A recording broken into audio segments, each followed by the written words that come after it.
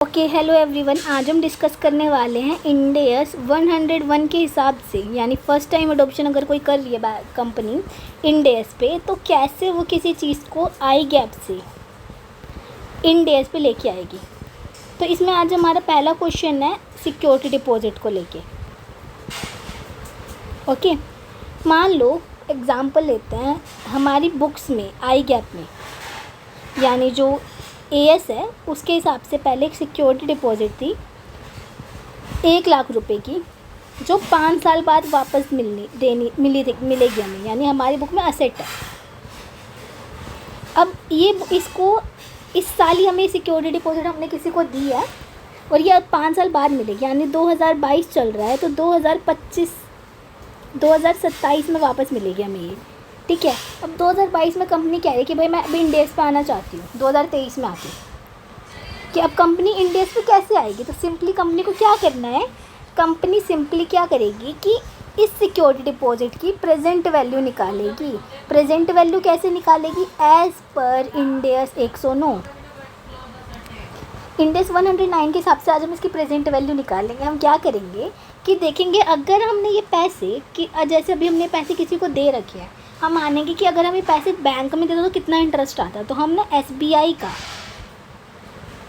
Deposit rate ले लेंगे या फिर एमसीएलआर रेट ले लेंगे, जो भी आपके मन, लेकिन डिपॉजिट रेट लेंगे। यहाँ पे मान लो 10% है फॉर एग्जांपल। ठीक है, अब हम इसकी वर्किंग कैसे करेंगे, सिंपली हम क्या करेंगे कि 1,00,000 रुपये 5 साल बाद मिलने थे, तो 10% के हिसाब से इसकी प्रेजेंट वैल्यू निकाल लें। ये मान लो आई हमारी ₹90,000। अब इस 90,000 हमारी सिक्योरिटी डिपॉजिट की वैल्यू है, जो 2023 में बुक्स में दिखनी चाहिए।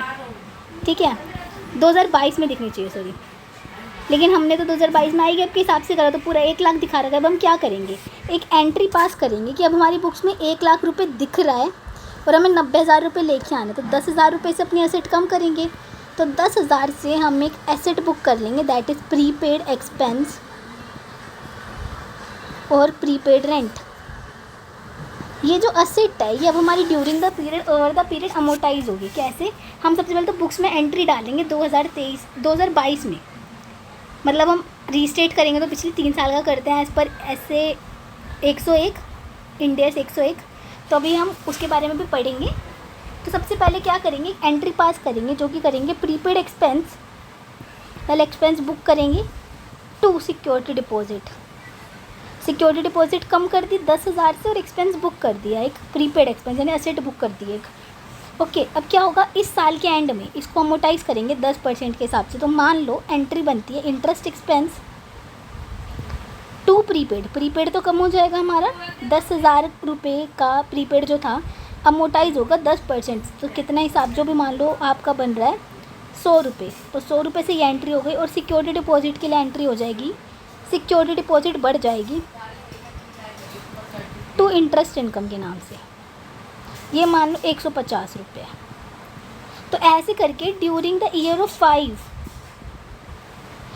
ईयर्स में हमारी प्रीपेड तो 0 हो जाएगी, सिक्योरिटी डिपॉजिट अपनी 1,00,000 पे आ जाएगी, यानी 10,000 बढ़ जाएगी सिक्योरिटी डिपॉजिट। ओके, ये होती है हमारी वर्किंग, जिसको हमें अपने इंड एस के हिसाब से करना होता है। सिंपली मेन फोकस क्या होता है इसमें हमारा, कि हमें प्रेजेंट वैल्यू निकालनी होती है।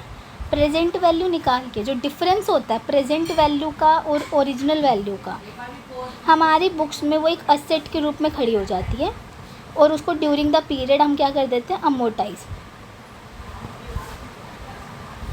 ये तो मैंने बहुत ऊपर से बताया, अगर आप चाहते हो तो हम इसके 1-2 क्वेश्चंस भी कर लेंगे।